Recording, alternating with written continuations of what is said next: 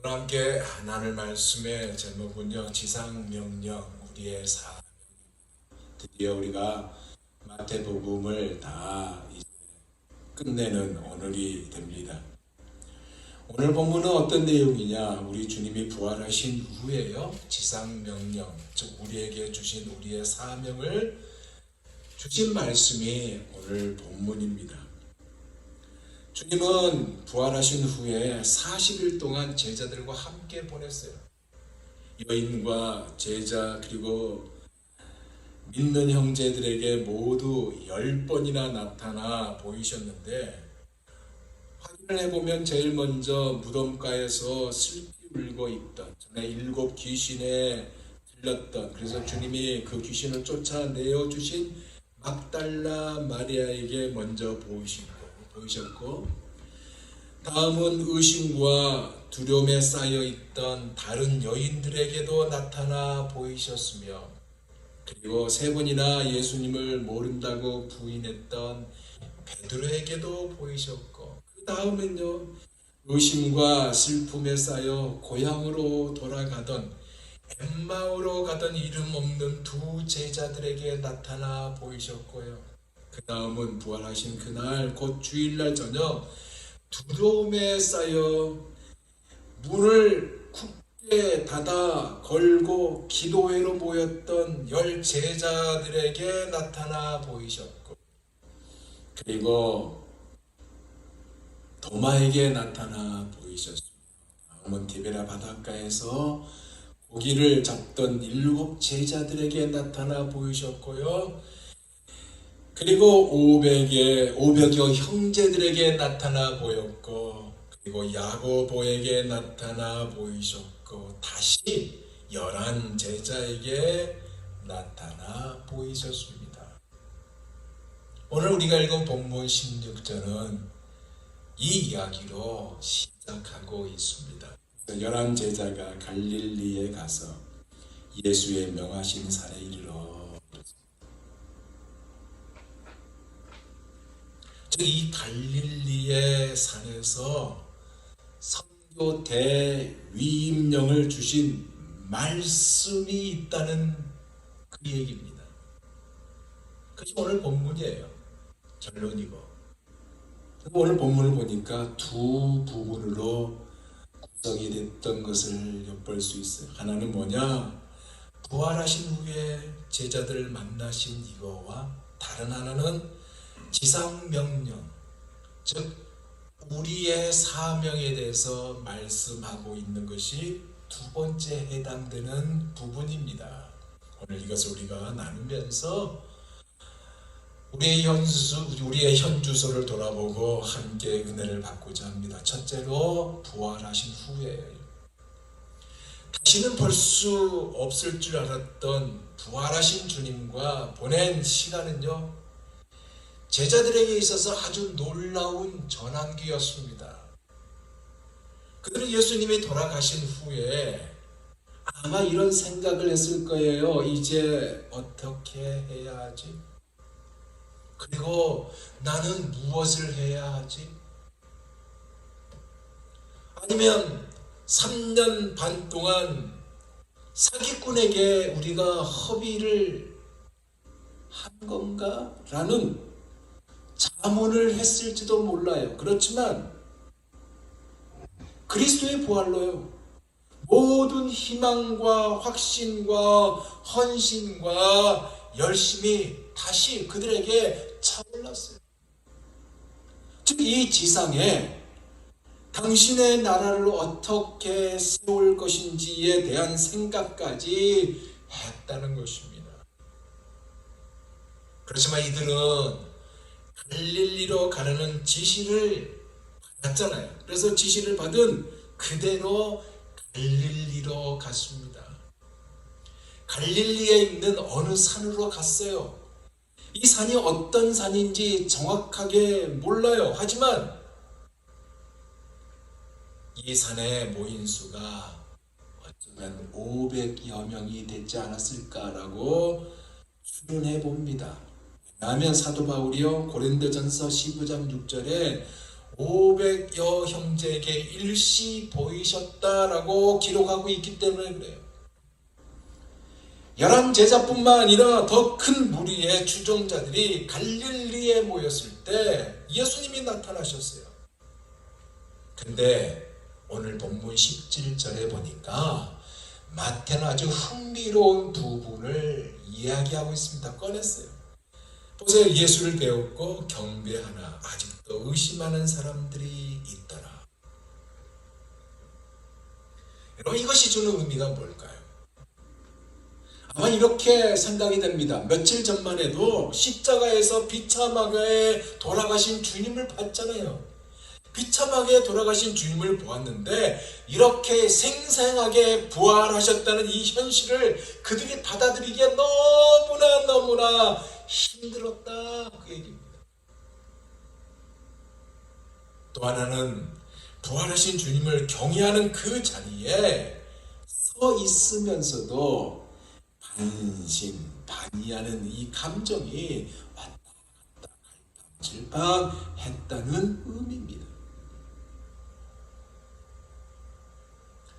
두 번째는요, 지상명령, The Great Commission 또는 The Great Command라는 이 지상명령, 우리에게 주신 사명입니다. 이것은 이들에게, 그리고 아니 우리에게 할 일을 주님이 맡기신 거예요. 18절에서 20절 한번 우리 같이 한번 봅니다. 18절 20절 보세요. 다시 봅니다. 예수께서 나와 말씀하여 이르시되 하늘과 땅의 모든 권세를 누구에게? 내게 주셨으니 그러므로 너희는 가서 모든 민족을 뭐로 삼아? 제자로 삼아 아버지와 아들과 성령의 이름으로 뭐를 베풀고? 세례를 베풀고 내가 너희에게 분부한 모든 것을 어떻게? 가르쳐 지키게 하라. 볼지어다 내가 세상 끝날까지 너희와 항상 함께 있으리라 하시니라. 뭐예요? 이 땅을 떠나시기 전에 제자들에게 내는 아주 중요한 명령으로 온 천하에 복음을 전하라는 것이고, 제자된 자들에게 예수님의 말씀을 가르치고 순종하라는 것입니다. 그런데 결국 이것은요, 성도들이 이 세상을 살아갈 이유입니다. 성도들이 이 세상을 살아야 할 이유예요. 또한 교회가 존재하는 이유가 바로 이것입니다. 왜냐하면 이 명령을 제대로 실행하지 못하면요, 살아도 사는 것이 아니고요, 교회도 더는 교회가 아니기 때문에 그렇습니다. 그러기에 주를 믿는 누구나 다 예외 없이 이 명령에 어떤 방식으로든 연결이 다 되어 있는 거예요. 그런데 이 명령을 자세히 보세요. 이것을 이행하는데 주님이 필요한 계획을 말씀하고 있어요. 그것이 뭐예요? 커미션, 위임하다. 근데 이 커미션이 뭔지 아세요?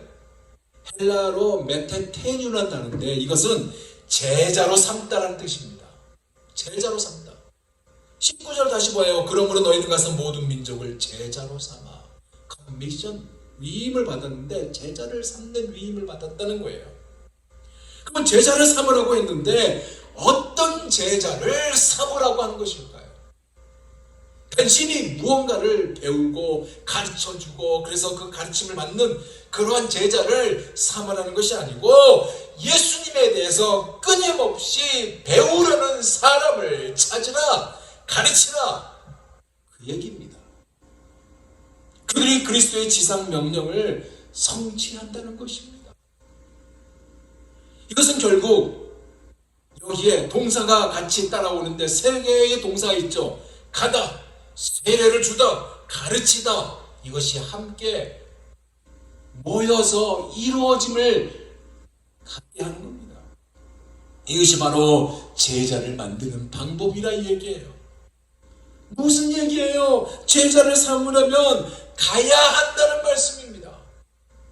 그냥 가만히 있어서 제자가 되는 게 아니고 제자를 삼으려면 그 제자를 삼으려는 사람에게 가야 한다는 거예요. 가는데 그냥 갑니까? 그냥 가는 것이 아니라 가서 예수님이요, 우리 죄를 위해, 너 죄를 위해, 나를 위해서, 나의 죄를 위해서, 내 죄를 위해서 죽으시고 죽음을 이기고 부활하셨다는 이 기쁜 소식을 가슴에 와닿도록 전달해야 한다는 말씀입니다. 왜냐하면 구원은요, 오직 예수 그리스도를 믿음으로, 오직 하나님의 은혜로만 받기에 그렇습니다. 그래서 이것을 전하는 자는요, 지금도 국경도 없고요, 경계도 없잖아요. 어떤 이는 러시아에 가고, 어떤 이는 중국에 가고, 어떤 이는 사우디아라비아 가고, 어떤 이는 북한에도 가고, 열방을 향하여 나갑니다. 왜요? 주님이 가서 제자를 삼으라 했기 때문에 가는 겁니다. 두 번째는 세례를 주라고 하고 있습니다. 여러분, 세례는 뭐예요? 삼위일체 하나님, 즉 성부, 성자, 성령에 대한 의식적인 헌신의 출발점이잖아요. 무에서 세상 만물을 창조하시고 우리를 조건 없이 사랑하시는 하나님 아버지께 새로운 신자를 소개하는 것이 세례 아닙니까? 우리에게 새 생명을 주시고 우리 안에 거하시며 우리를 성화시키시고 우리에게 그리스도를 섬길 힘을 주시며 그리스도와 연합하게 하시고 그리스도의 교회에서 사역에 필요한 은사를 주시는 성령 하나님에 대해서 알려주고, 이것이 아버지와 아들과 성령의 이름으로 세례를 주는 것입니다. 마지막 보니까 가르치라고 그랬어요. 가르치는 거. 그럼 무엇을 가르치라 하였던 것일까요? 무엇을 가르쳐야 할까요? 그리스도인이 되었는데, 하나님의 자녀가 되었는데, 하나님의 자녀가 그리스도인이 어떻게 살아야 하는지, 어떤 것이 거룩한 삶인지, 거룩하게 사는 것이 무엇인지와 믿음의 삶이 무엇인지를 가르치는 것입니다. 또한 그리스도의 삶은, 즉 그리스도인의 삶, 크리스천의 삶은 구원을 얻기 위해서가 아니라 구원을 받았기 때문에 당연하게, 내 안에 그리스도의 마음이 가득하기 때문에, 그리스도를 품는 마음이기 때문에 당연하게 나타나게 되는 이 선행으로 가득한 삶이 많은 사람들에게 어떤 것인지, 그리고 그것의 결과가 무엇인지를 가르쳐야 하고, 특히 우리가 사는 이 세상이 이기적이고 악행적으로 가득 차도 성령의 권능을 받는 것이 무엇인지, 성령의 열매를 맺는 삶이 무엇인지를 가르쳐야 한다는 것입니다. 사랑하는 여러분, 우리가 여기에 머물기를 원합니다. 이제 말씀을 마무리할게요. 마태는요, 오늘 본문에서 예수님의 지상 명령으로 마무리를 했습니다. 그죠? 하지만 다른 복음서를 보면요,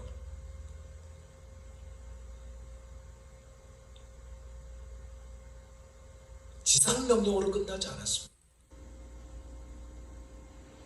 마태는 이 지상 명령을 하시고 승천한 것처럼 이렇게 우리가 예상을 할 수 있지만, 다른 복음서에 보면 예수님은 갈릴리에 있는 이 산에서 바로 승천하지 않고 제자들과 함께 계속 계시다가 함께 베다니로 돌아가셨고, 베다니 인근에서 제자들에게 예루살렘에 남아서 곧 그들에게 임하실 성령을 기다리라고 제시한 뒤 작별을 고하셨던 것을 우리가 알 수 있습니다.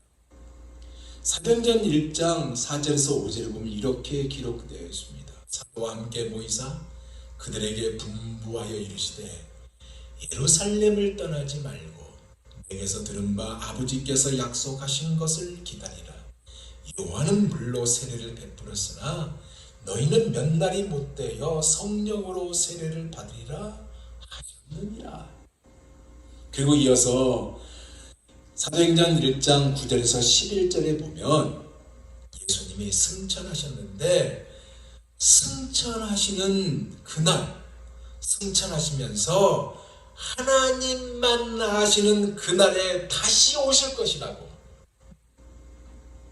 이스라엘이 오랫동안 기다려온 메시아 왕으로서 지상 통치를 시작하실 것이라는 약속까지 하고 있는 것을 볼 수 있습니다. 들어보세요. 이 말씀을 마치시고 그들이 보는데 올라가시니 구름이 그를 가리어 보이지 않게 하다.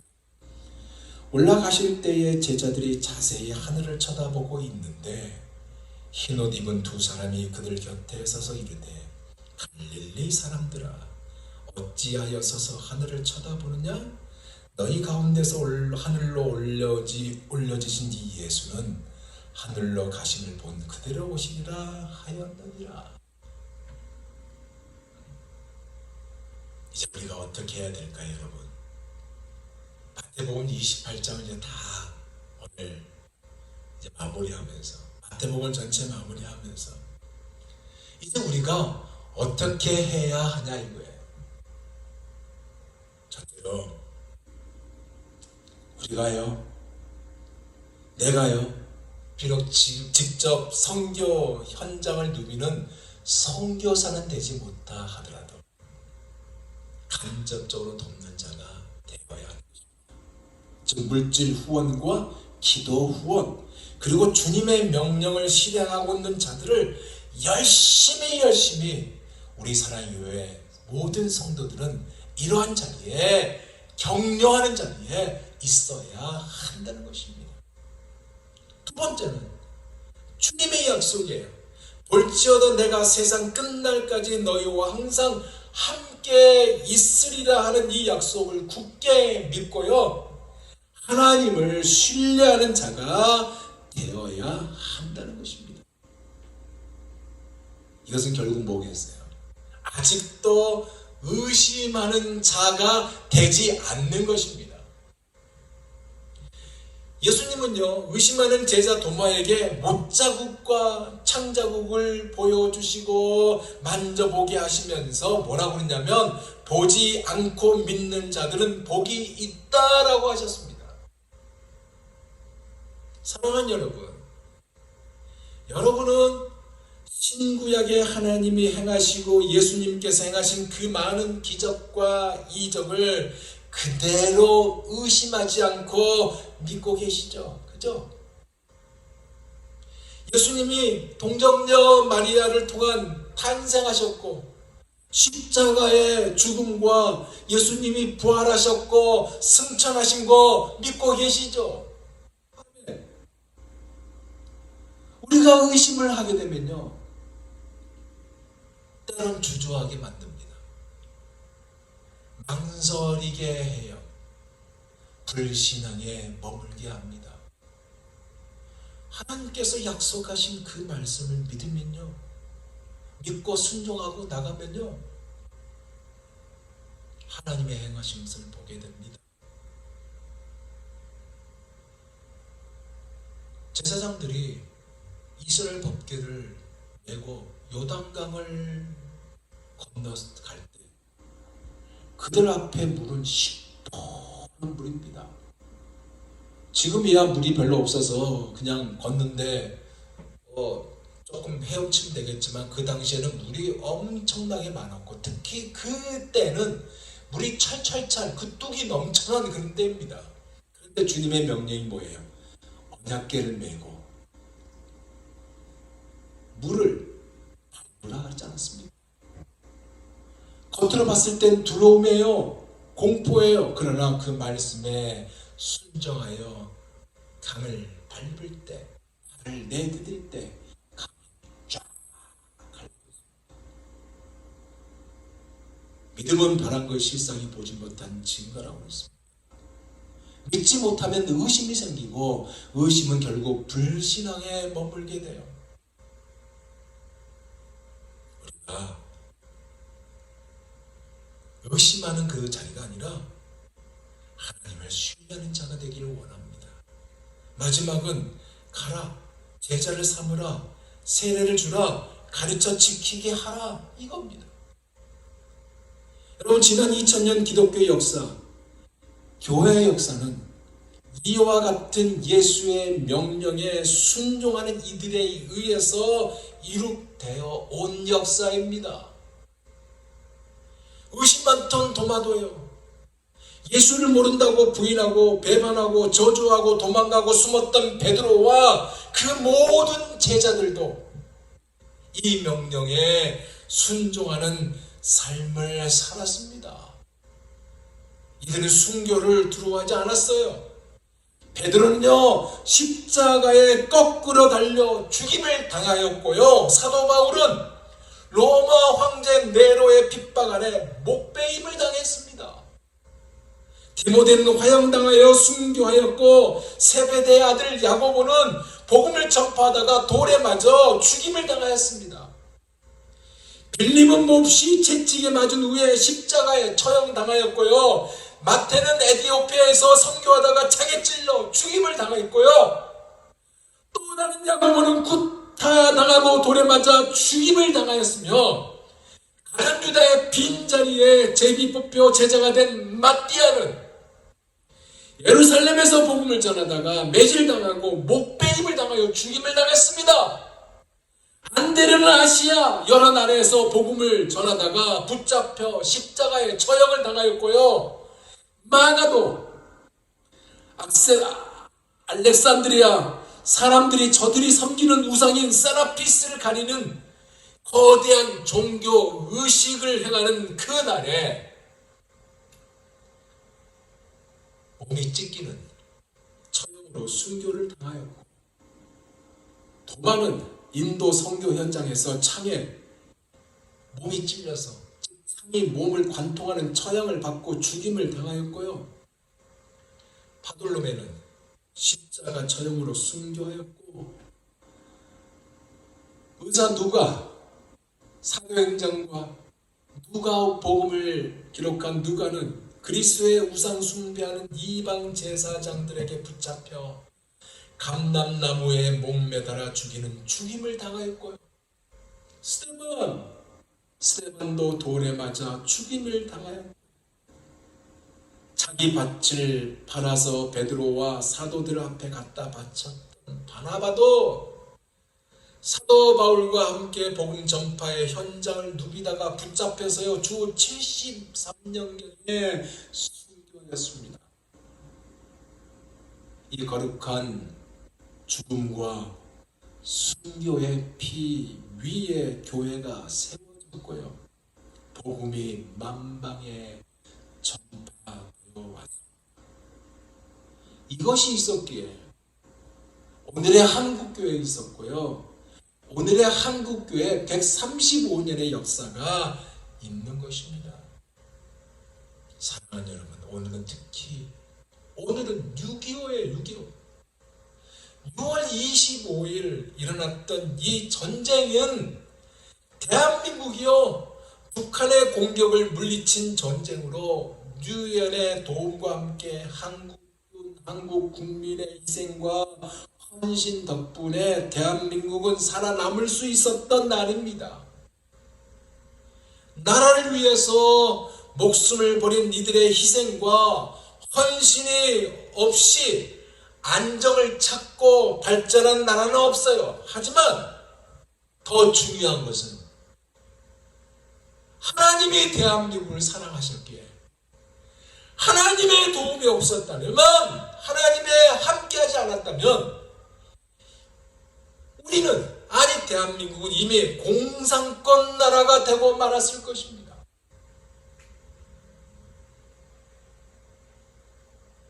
무엇이 가능하게 만들었습니까? 부활 복음의 전파가 가능하게 만든 결과입니다. 왜냐하면 이것은요, 그 누군가의 영혼을 사랑함으로 시작되었던 전도였고, 그것이 복음을 알게 된 은혜였으며, 그래서 할 수만 있으면 누군가에게 다가가서 복음을 전파하고 예수 믿으라고, 즉 예수의 제자 삼고 물세례와 성령 세례를 받도록 돕고 주의 말씀을 가르쳐 지키게 하여야만 하는 것이 주님이 우리에게도 주신 명령이기에 그렇다는 것입니다. 여러분, 어디가 땅끝인지 아세요?